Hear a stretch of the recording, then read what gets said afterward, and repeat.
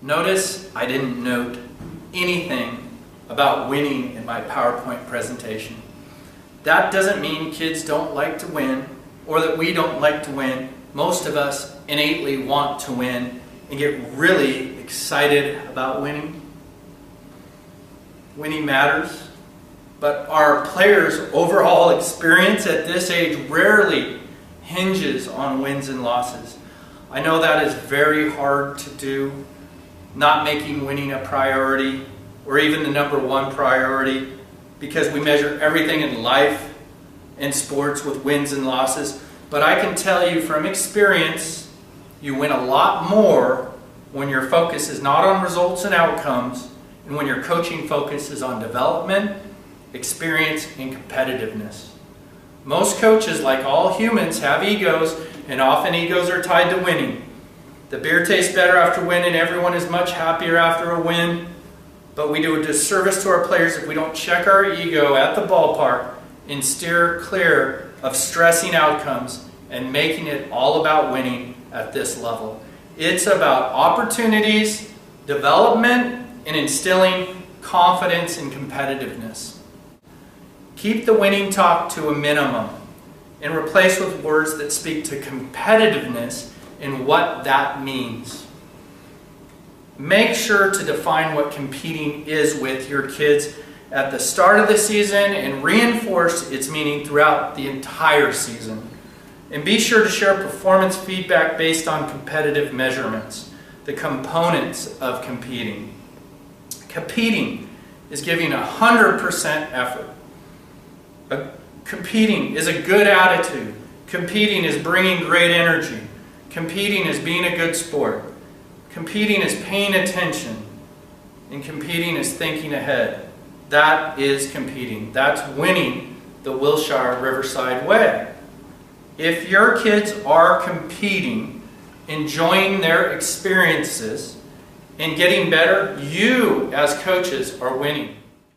The Wilshire Riverside Way. It starts with, number one, relinquishing the game to the kids. This is a kids' game. We all had our day, so let the kids be kids. It's their time. Let them play games without constant adult instruction and distraction. Do the bulk of your teaching at practice and let them have fun. This is baseball, a game for gosh sakes, a lot of fun. So it's their time. Let's make the dugouts and fields happy places, places to enjoy laughs with teammates. This is a game filled with a lot of downtime. And those are times when being loose should be encouraged. As not only does it make it more fun for the kids, it keeps them loose when it is time to focus. Let's let that happen. Us adults have a tendency to treat kids as if they were adults.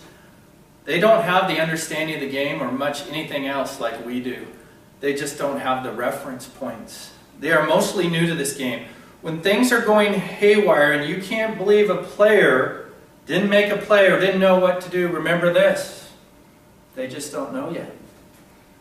Be patient with them and teach them the game in practice. Let them fail. Don't crush them for mistakes. And let's be more empathetic. Encouraging failure promotes an improvement culture. It's our job to instill confidence and encourage improvement and fearless play.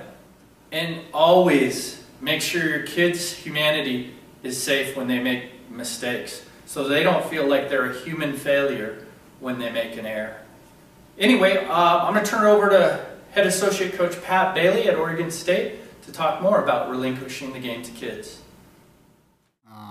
I really think it's important that coaches understand this isn't about them and it's not about their egos. It's about helping players become better baseball players. And, you know, when you're working with, especially you guys that are working with little kids, one of the biggest mistakes you can make is to let your ego get involved and make winning important. The most important thing you're doing for that age level is teaching fundamentals. I mean, that's the most important thing you're doing, is teaching them a game of baseball, and the winning part should be secondary. And I think it's just really, you know, honestly, there's a million people or a billion people who live in China that could care less whether you win or lose a Little League game. So don't make it any bigger than what it is. Teach the game and have dignity in terms of how you treat your players. Encourage your kids, support them, and let it be their game. Commit to relinquishing the game to the kids. I can't think of 3 kids that love the game more than my friends Luke, Lenny, and Wales, all student athletes at University of Portland. Let's hear what they have to say on the matter. Just having fun with it. Think about, when you're playing wiffle ball when you're a kid, you never had your parents come out and structure the game for you. You and your friends kind of improvised and played it the way you wanted to play it, and that's the way that it was most fun for you guys. So. You don't want them to lose sight of having fun, because then it becomes work ball instead of play ball. And play ball is what we all want to do when we get out there, and so that's just something that I think is pretty important.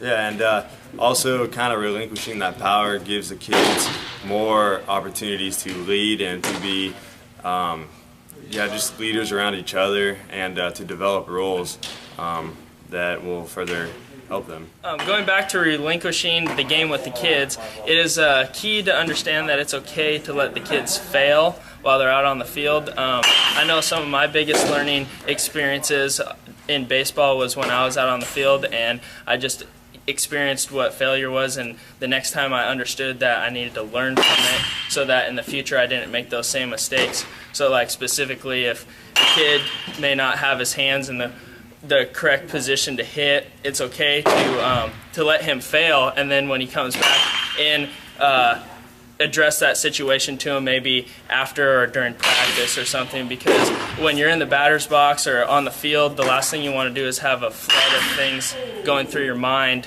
while you're trying to play the game. It's already hard enough, and as from my experience, it's really hard to think and play at the same time. I like to just go out and play.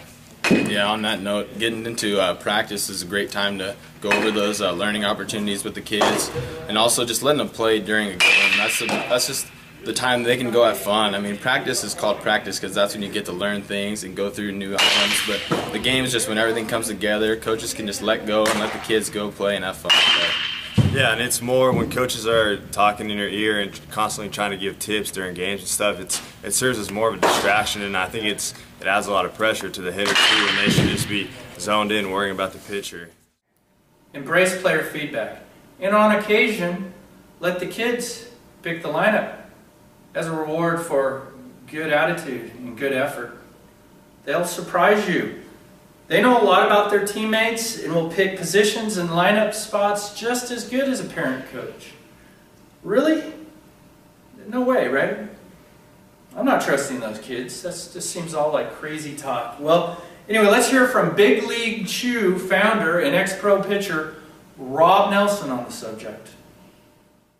I think when you give kids the opportunity to make decisions, they can learn from that. They will give it serious thought. They will think about who's the long ball hitter, who's the good guy to lead off, who's the good base runner. And when you give them that chance, they learn by trial and error.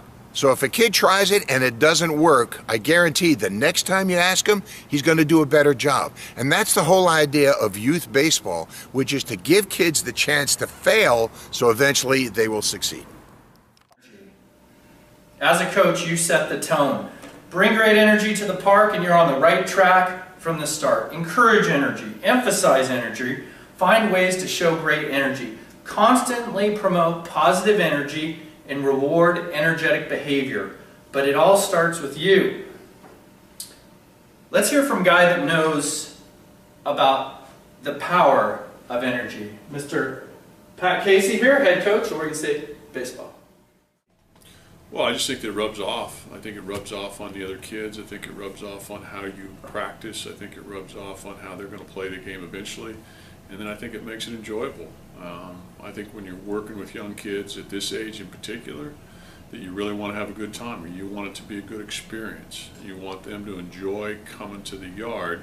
And one of the ways you can do that is to do things with energy. And that energy will shorten that time frame that you have to practice, because you'll get more done, and like I said, it'll go faster for the kids, be more enjoyable. You have a choice to be positive or negative. Think twice about talking down to a player or your team. The power of positive thinking and positive talk is limitless. No bad talk, no stinking thinking, no negative teasing or baiting. Approach your corrections with your players positively. Bring positivity to the park, and there's a better chance your practice and game will be enjoyed by all, and that your team and its players will get better faster. Kids want discipline. They yearn for it. Set and communicate rules before the season with your players and their parents, and be consistent with your discipline. Discipline is a positive thing. As far as respect, as a role model, you teach it by showing respect first, and by demanding respect of teammates, coaches, umpires, parents. Be respectful of others and respect the game. Do unto others as they would do unto you. If your actions support this golden rule, you will gain your players' trust, they will give better effort, and your kids will be respectful, and your team will be disciplined. Coaches, it's very important that we teach respect with our youth players. Youth players need respect from us, and it goes a long way. If we start respecting our players, it'll teach them to be able to respect the guys they're playing with, playing against, the umpires, their parents, and then obviously it will relate into them respecting us as coaches too. Everything goes better at practice when you have a plan. From engagement to efficiency to enjoyment. We're going to help you with that. Jeff and Wade will talk more about that later. I know you are all very busy as parent coaches, but if you can take hold of some of these plans that Jeff and Wade put together, it's going to go a long ways, because being prepared for practice is pretty important. Part of your practice planning is also knowing your fields. When you plan a practice tailored to your field or indoor facility, no two fields are alike. And your practice plan should be best suited to your practice location to maximize time and the field or indoor facility. How does a plan help? Let's hear again from Coach Pat Bailey at Oregon State. It's critical. The one thing we all have in common is 24 hours. And what separates great teachers from average teachers is how organized and how well you prepare for the time that you do spend with your players. I think it's absolutely necessary that you have a practice plan, that you have multiple drills going on at the same time. You don't have 12 kids in the outfield and infield while one guy's hitting. It's an absolute waste of time. You need to have multiple things going on. If you have a 2-hour practice, you should be able to use that as efficiently as possible. And the key thing is that kids benefit from that, and they're not bored.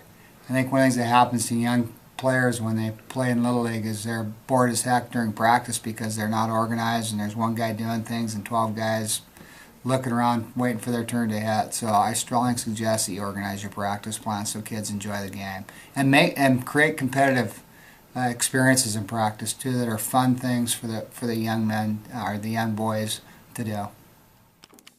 It's our job as mentor coaches to create competitive environments, because it's a competitive world we live in, and baseball is a competitive game. But we do so without compromising development or enjoyment. Incorporate competitive drills at your practices, and at the higher levels of Little League, be frank with the kids that they are competing for the most popular positions and at-bats and innings. Communicate that bringing energy, giving great effort, having a good attitude, focusing and thinking ahead is competing. While this is a time of opportunity and development, it's also where we start instilling, fostering, and defining competitiveness. Coach Casey over here is the most competitive person I know. Let's find out how he views competitiveness and development at this level. Well, I think there's a lot of people that are afraid of the word competitiveness when you're working with young kids, and I just think that fortunately they're going to have the opportunity later in life to compete for things that they want to do, whether it's to move up in a job, whether it's to be the starting shortstop, whether it's to aspire to be an astronaut. I don't know, but everything that you do when you get to our age is competitiveness. So I think you can teach competitiveness without it being over the top or game competitiveness. Have a competitive drill in what you do. Play King of the Mountain with ground balls, and have them learn how to compete with one another. Here again, you can make that an enjoyable experience, but we're never going to get away from the fact, we're never going to run away from the fact that we live in a competitive world. And I think one of the mistakes we're making now is that we take the competitive out of it at a very young age, and then when the little girl or the little young boy becomes a young adult, they haven't been taught how to compete, and they have a hard time keeping up with things or people that have been taught to compete, and then there's a disadvantage. So I think we're doing our kids a disservice by not teaching them how to be competitive. The one thing we can all control is effort and attitude. As a coach, you set the tone with your effort and attitude. At every practice and game, reinforce effort and attitude messaging and reward good effort and attitude. And having a good attitude requires that you play as a team and that your kids learn how to be supportive and cooperative teammates. Attitude is everything, and great teammates come to the park consistently with good attitudes. Please, please be conscientious in measuring effort.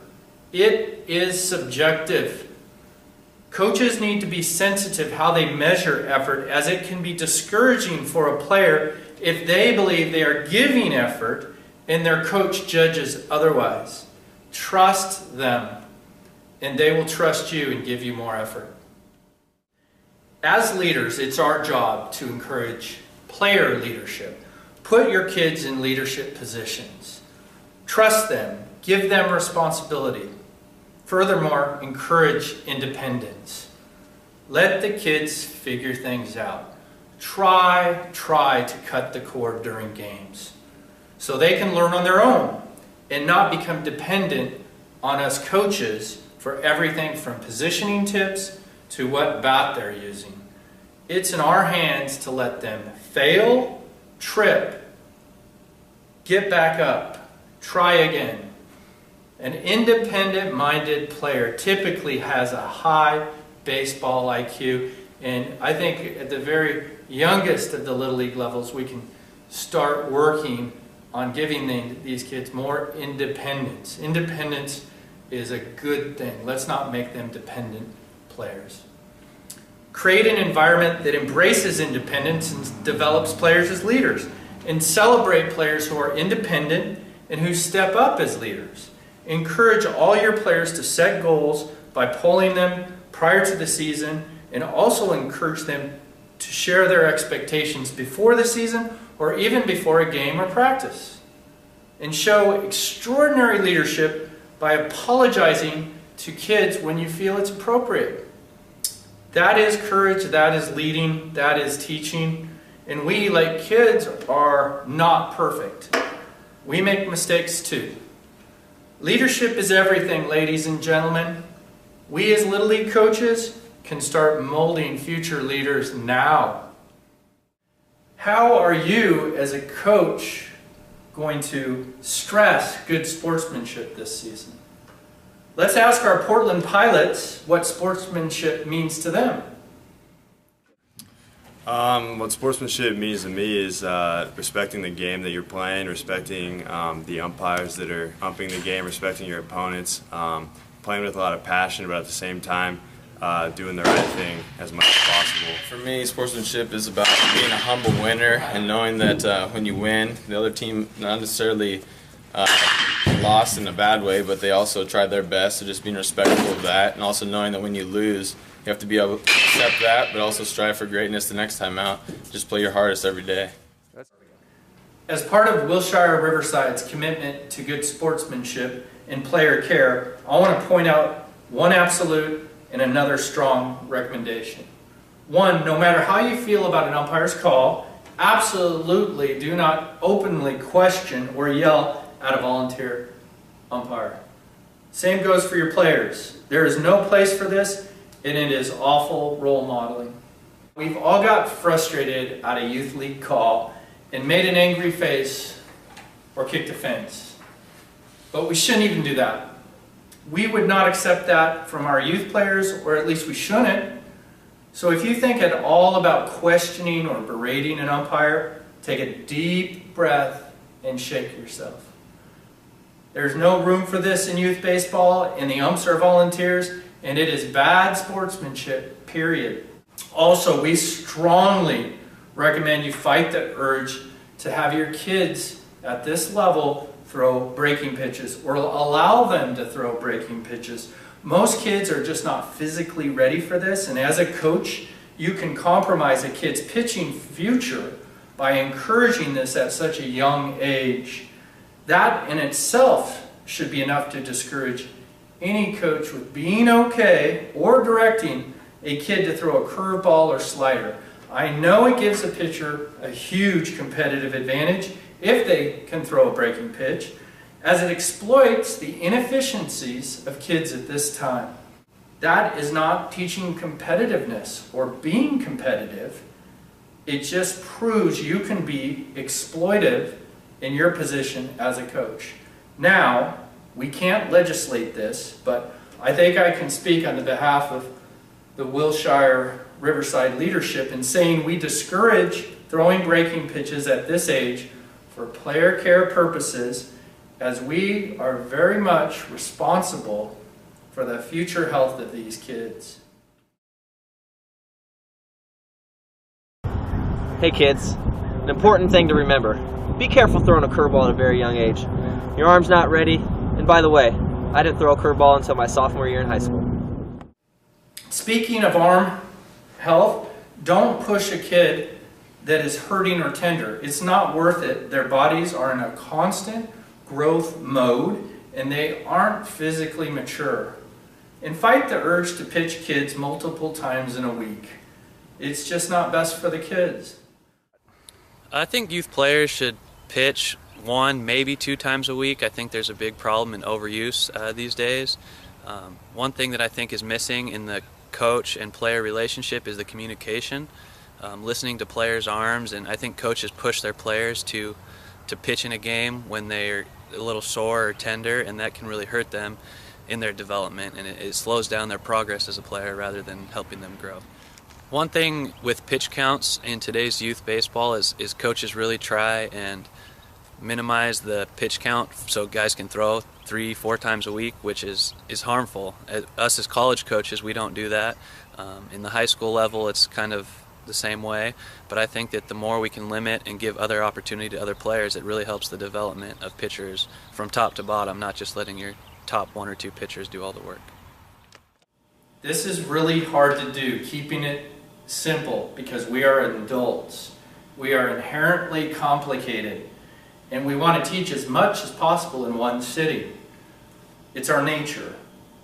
And also, it's really hard to keep the attention of kids this age.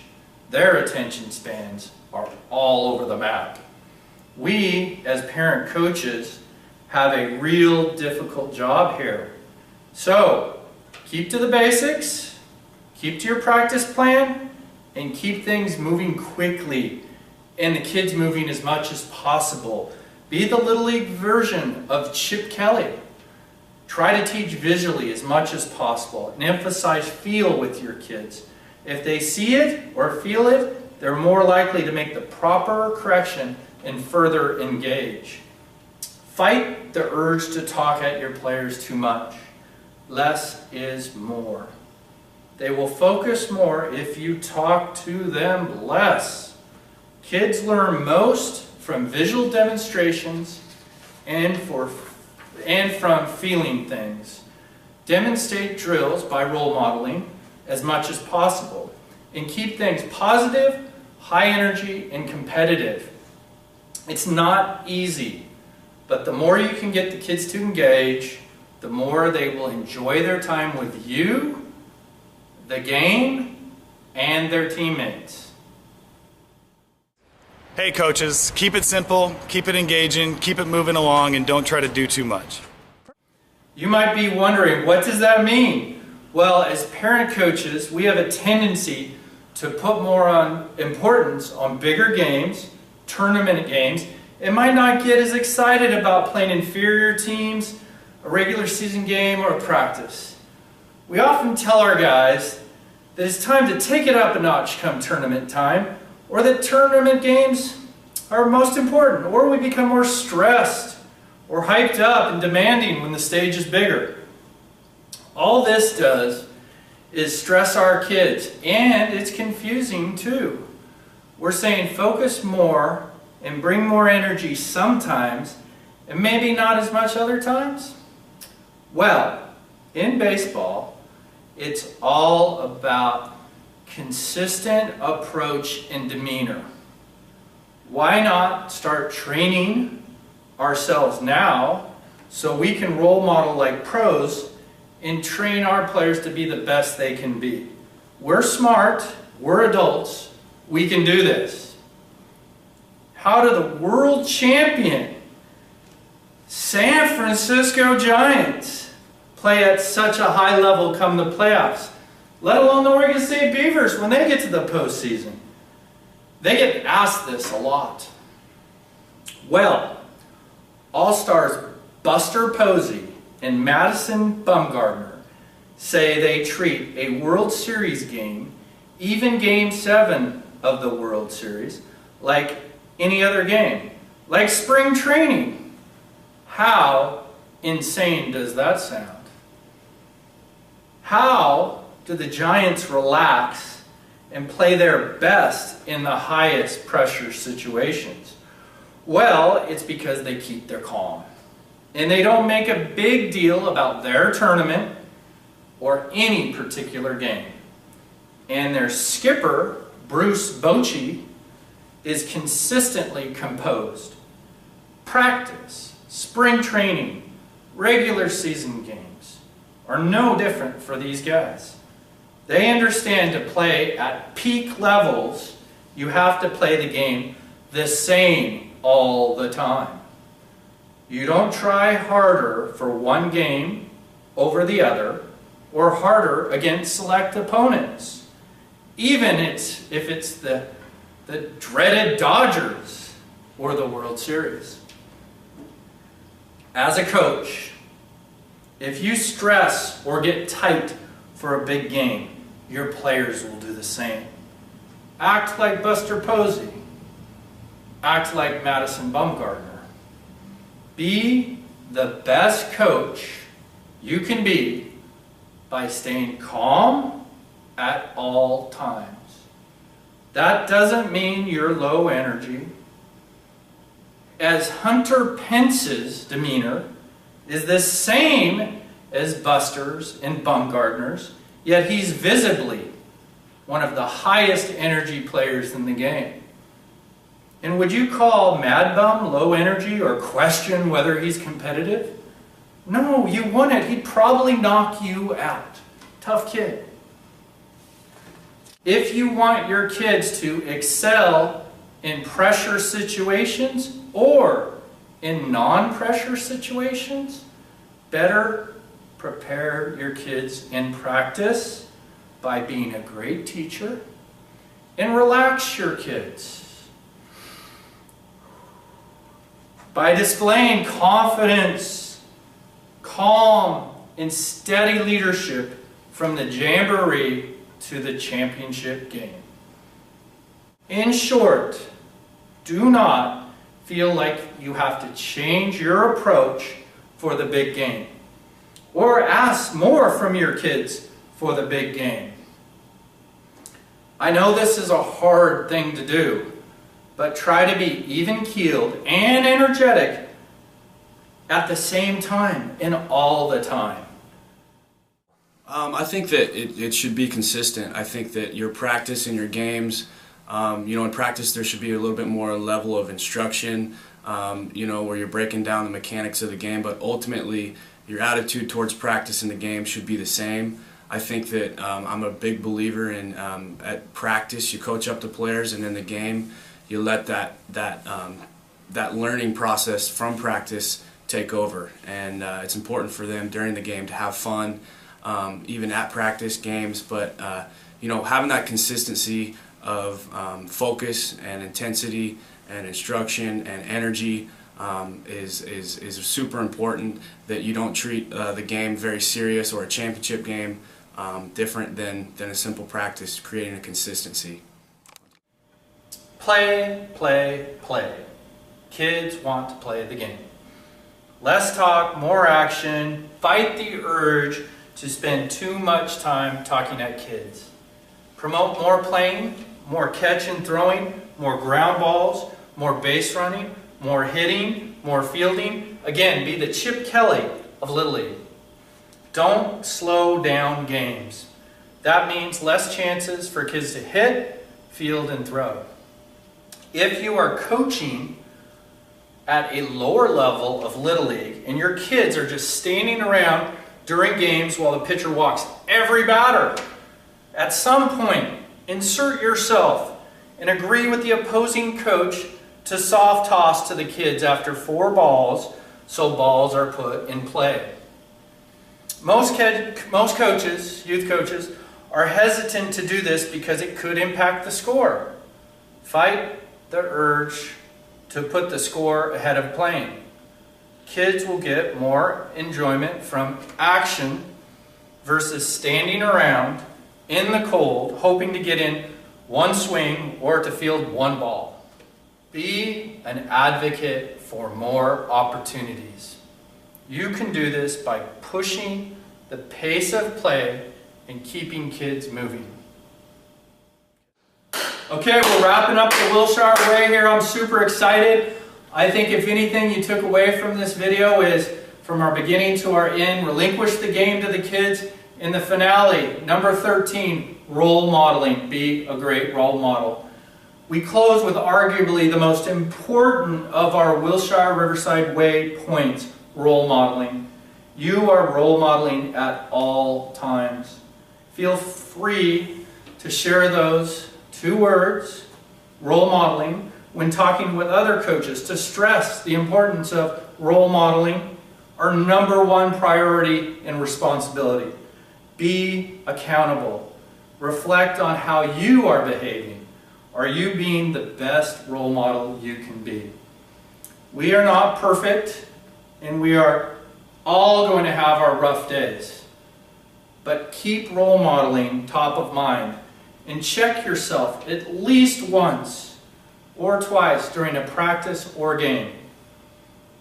Coach Casey is going to talk to us really quick about the importance of role modeling, and that we are all teachers, even at this level. Coach? Well, I tell you what, every year I coach, I understand and realize how more it means to what we're doing. The role model is essential for us to pass this on to the next generation of kids that are going to play this great game of baseball. And in addition to that, not only baseball, but how they're going to be a parent, how they're going to be a teacher, how they're going to be a learner. Role modeling is one of the things that I didn't think was going to be part of coaching, and every year I coach it becomes more essential in what we do. I can't tell you how proud I am to see kids come back here, such as Darwin Barney, Mitch Canham, Jonah Nickerson, Kevin Gunderson, and they're out there and they're role models right now. Whether you're a big league player like Jacoby, or whether you're a baseball coach like Gundy, whether you're a teacher, no matter what it is, we need role models. And what a great opportunity for us to be role models. And there's no better place than to be teaching young kids how to go out and enjoy what they're doing so that they'll be role models. So one of the responsibilities of a leader is to teach and encourage future leaders. If we are good role models and teachers, we are going to meet our goals as stated earlier in this presentation. And the kids are going to keep signing up for baseball and become fans of the game. Actions speak louder than words. And your kids are watching, and they are smart. Model the effort and behavior you expect from your players. And every chance you get, show them how much you care about them. That's it. I hope you enjoyed our presentation of the Wilshire Riverside Way as much as Jeff, Wade, and I did putting this together. Looking back, there have been times I've not lived up to the Wilshire Riverside Way. I regret that, but with the new season fast approaching, I'm excited to get better and embrace the Wilshire Riverside Way to the very best of my ability, because in my heart of hearts, I know our kids will benefit from this approach, and so will we. Thanks again for donating your time, your energy, and thanks for watching. We'll see you out there on all the fields this spring. Thank you. Siegel is a great dude. He's a good baseball guy. His approach is spot on. I'm loving the Wilshire Way. Baseball's unique, and we need to bring a unique approach to the game. As a former coach, thank you for volunteering, and thank you for teaching and role modeling. Just remember, we need to make it about the kids, and we need to keep more kids in this great game. Thank you.